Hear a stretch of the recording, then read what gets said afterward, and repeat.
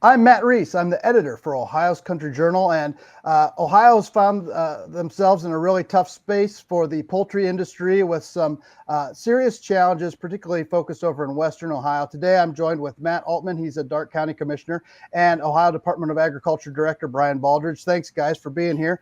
It's a tough topic of discussion to talk about and to think about, but Commissioner Aultman, would you be able to just to give us a little insight into what the poultry industry is facing over in Darke County and surrounding counties?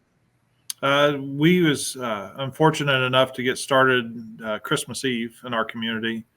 And up till last week, we've been affected almost on a daily basis here. It's affected every aspect of agriculture. If you're a grain farmer, for the grain farmers hauling in for feed products. If you're the fuel provider that's coming in to haul in for the CDL drivers that's traveling and hauling crops or hauling birds even, electrical providers, you name it. In Darke County, we're based as number one or number two. We always share that title with Mercer County. And it's that friendly competition. But I'd say one out of every other job is touched by agriculture, if not every job in our county. Just since we're so rural and so agriculture, you're either producing or you're supplying to the producer in our community. And it is the majority of our community. It's a topic whenever you go to the hardware store, whether you go to the basketball game. I hate to say it, is whenever you show up to church on Sunday, it's always like you talk about the farmer who got, who was affected and who wasn't. And then you check on, hey, is the wife and kids okay? And the parents and family and all that stuff. And it gets to be, it's your brothers, cousins, uncles.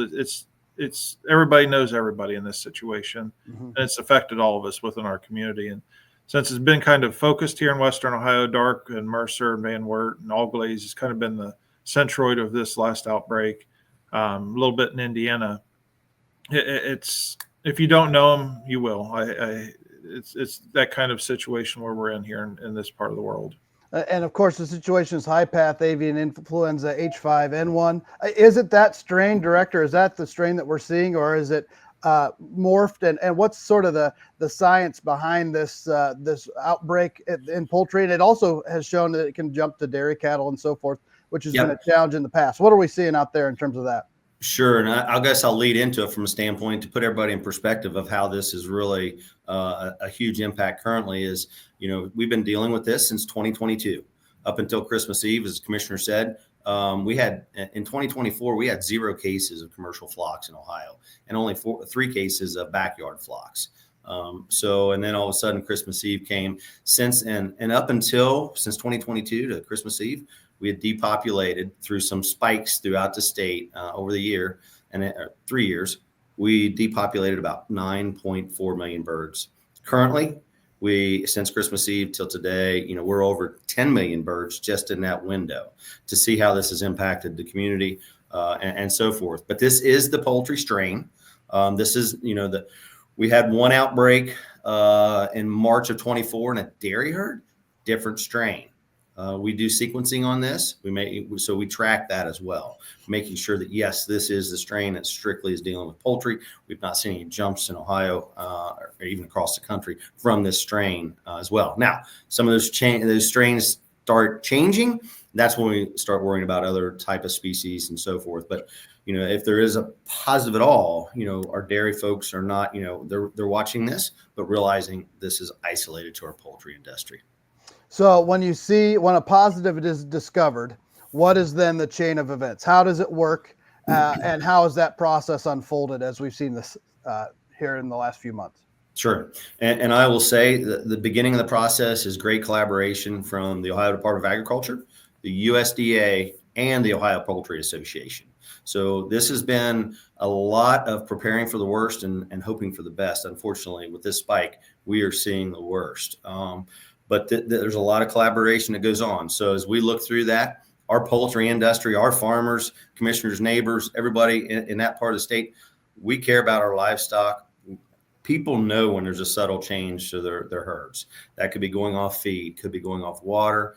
Maybe even they're just more docile. When you're coming in, they're not chirping as much as they were. And all of a sudden, so immediately the poultry industry is trained and has been very proactive in catching samples. So we're doing swabs. Those are coming to the lab here at ODA. If there is a positive, At that point, we notify the Poultry Association, we notify the producer, and in turn, we send that sample to the national lab. That's in Iowa. So there's about a 3-day window there, which is good because it gives us time to prepare our producers for the process.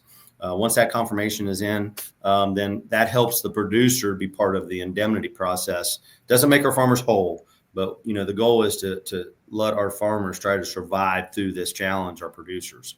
So, and then we start the process of depopulating. And that, it's unfortunate going through that, but we know the mortality rates with high path in a facility is very high. The longer it's spread out. The goal is to keep that isolated to the premise. And then so that we're not removing birds off of farms where we have a positive. We're composting on site. So once they're depopulated, we go into composting phase. And then that composting is managed from a temperature phase to realize that, okay, we've hit enough temperatures to knock out the virus. The barns then deep clean, deep disinfect, and then they're swabbed as well, because the goal is to get these facilities, these farmers, their properties, their producers, the neighbors and friends of the commissioner, get them back up and producing and get them filled back up and get back into the go on. So that's the key. That's kind of the quick overview of really what happens. And again, I can't say enough about the collaboration between ODA, USDA, and the Ohio Poultry Association in that process. I'll jump in real quick because he covered what happens on the state side. Locally, we kind of step in a different route. We're more of, let's shut some roads down. And when you see that, we're not trying to hide anything. I mean, that's the biggest thing I hear from the general public. That there is to keep folks away. As we depopulate, we try to do it in an expedient manner, as quick as possible to get them to the point of composting. But we're doing it because high traffic equipment's going from one building to another, and it may be crossing roads. We're dragging mud off of roads, out of fields, and back and forth. So we set some protocols up in county. Like I said, you hear a lot of folks, hey, you're shutting down so we can't see stuff. No, we're shutting it down because there's a lot of equipment moving in and around facilities. Also on the other side is we set up some different patterns. A lot of the commercial providers that deliver feed and other supplies have different delivery patterns that go around the county. That may be, if you're going to deliver feed to feed mill XYZ, you may have to haul it to feed mill ABC because that may be a feed mill that doesn't need the feed right now, or the feed stuffs to manufacture. But maybe the feed mill 20 mile away now is manufacturing feed for a different flock out in a different state across our state line, since we share that Ohio-Indiana border. So there is some, idiosyncrasies, like you might have to change deliveries. You might have to drive a different route for some of the more commercial vehicles out here on a boots on the ground kind of thing. And then there's always good staff as we get through some of this. The state, the USDA, and those folks have a job. The breeder and the folks raising the animals have a job, and then the county falls in on a local level is to provide some security, provide some assistance where needed, and kind of help out the situation and the process that we're in. Now, when a positive is identified, it's that immediate facility, but there's also a radius, right, that is looked at. How does that fit in, and how has that been managed? Because obviously over in Western Ohio, there's a very high density of livestock and poultry in particular over there, which creates a whole new set of challenges. How's the state taken a look at that and managed that? Sure, and those all come under the guidelines that we follow throughout this whole process from USDA. So the initial premises is the ground zero of that, and that positive test. But then there's a 10-kilometer area that goes out, circles and circumferences that facility. So that means any movement going out of that facility, or any product of not only livestock but also product, has to go through surveillance testing as well. Those tests comes to ODA. They come to our animal disease diagnostic lab as well. So you can imagine that's a 7-day-a-week operation. We operate on Sundays if we have to. We have teams on call. If we do have signs and symptoms from a producer, we're opening up our lab to make sure that we're getting these tests done immediately. But the regular testing is done 6 days nonstop. So it is busy when we look at overall surveillance as well. And it's, again, those guidelines in place to help the industry through this challenging time. Mm-hmm. And Commissioner, how have you seen the community respond? You started out the conversation talking about how it's a part of every conversation that is in the heart of the communities and what happens in Western Ohio. How's the community responded, and how are folks helping out, and how have different businesses responded accordingly? Well, I tell you, it's different from every situation because we got a lot of different levels of agriculture. You got the small flocks all the way up to the larger egg laying flocks here. So it's a little different for each one. A lot of it is management of personnel and staff. We got a lot of good staff that works at these farms that may be off for a little bit. So we're doing some staff adjustments where you may not be working at Farm A, but you may have a job over here at this other company for a while. We want to retain all of our people, and that's the big thing within our community. So we're trying to do some things like that to retain staff. Everybody that's on this call or on the videos watching this knows that employment is a real hard thing to retain. So we're trying to do that first and foremost. But we come together. Local churches have special services for the praying that all this ends. That's been a big thing. As for communities, we have a lot of FFA programs coming up here in the near future. It's going to shine some good lights and good positives about how to protect your personal flocks and what has happened, kind of touch on some stuff like that. And then also look at opportunities and abilities for these farmers as we move forward on applying some of this ground applied compost, how to do it effective, to follow the 4R program, and doing the nutrients that's going back on the properties to grow a better crop. We all know that last year was a dry year for a lot of Ohio, and this could provide some additional nutrients to put on the crops. So we're going to raise the corn, the soybeans, and the wheat for the following year. So even though you look at the failures, not necessarily failures, you look at the way this has happened, has opened up a lot more opportunity as we move forward. What we can come back out of this a lot stronger as agriculture in the state of Ohio.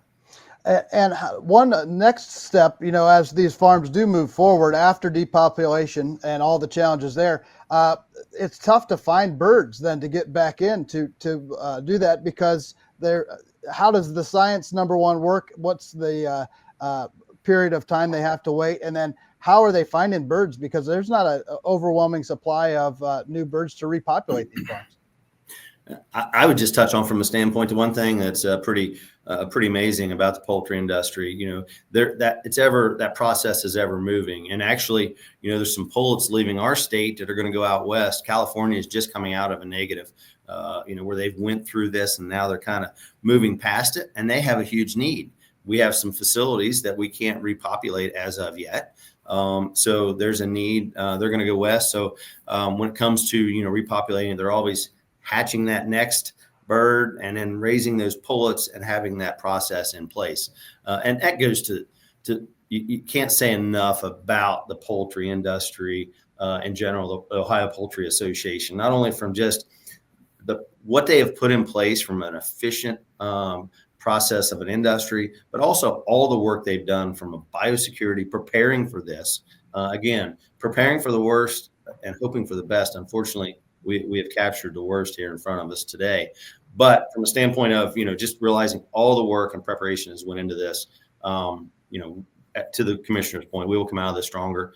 We just need to come out of it. And logistically, when we look at that number of birds and the mulch required and the inputs and the logistics of getting all the people needed to be where they need to be, how do you do that? How does that work? It's just got to be a monumental effort. Yeah, it is. And again, it's that preparation. If we look at our other states across the country who have just went through this recently, Iowa, Minnesota, as I mentioned, California just coming out of a number of positive tests and going through this as we are now. But it's that preparation, that pre-planning that has went into place to make sure that all these pieces of the puzzle moves. Again, we've mentioned about the collaboration between ODA and USDA. A number of vets from ODA are boots on the ground in the communities and the counties, making sure that the producers have the resources they need as far as questions they might have and how to work through this challenging time. And it's tough business and it's heartbreaking. And there are some mental health concerns that come out of situations like this. What can folks do and what resources are out there? Matt, first off, locally, what are people seeing in Darke County and where can they look to? It's always the universal number 988 for mental health. That's 24/7, 365. We get in some pretty dark places mentally and any kind of production industry out there. But if you're feeling there, it's just getting over the fact it's okay to not feel okay. Farm Bureau has pushed that out there for the last couple of years. They worked in collaboration with ODA, Ohio University, or the Ohio State University, on some programming on there about mental health. I think there's some really good resources out there on a state level.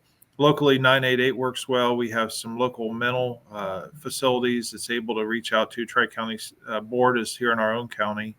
But check on your neighbors. I mean, that's the biggest thing is I call, 2 or 3 folks that I know got affected, and I'll call and check on them. They're all here out of them. And maybe a couple of days later, just reach out to them. I mean, it's sometimes the little things make the biggest differences in any kind of situation. Drought years, not when it is, we're not talking about avian flu or tornadoes. I mean, we went through 2 tornadoes in our county last year in March and May, and just reaching out to those folks that lost barns, lost, fencing, lost different things, and just saying, hey, everything okay? Do you need anything? Or, hey, we're going to go out for breakfast. Just that subtle little thing that that you care enough that you reach out to them. That's the big thing is you don't want them to get into that place or that mental space where it's not okay. And it just kind of goes downhill from there. But just reaching out, and if you are in that place and you're listening to this, I know there's a lot of folks that has financial worries over this. They have worries about what I'm going to do tomorrow. How am I going to do this for my kids? How am I going to take care of my family? Reach out to 988. I mean, that's the easiest way. They'll get you the resources you need. Ohio State Extension and ODA, and I think everybody will point you in those different directions if you need it. But like I said a few seconds ago, it's okay to not feel okay. I mean, you got to be in certain places to get the help because we want you to be here tomorrow to be, produce. You put a lot of years in your farm, be proud of it, and keep working it. Commissioner Matt Aultman, excellent, and Director Brian Baldridge, thank you guys for your time today. I appreciate you taking a little bit of time to talk about this tough subject and appreciate all your insights. Thank you. Thanks, Matt. Thanks, Commissioner. Thank you.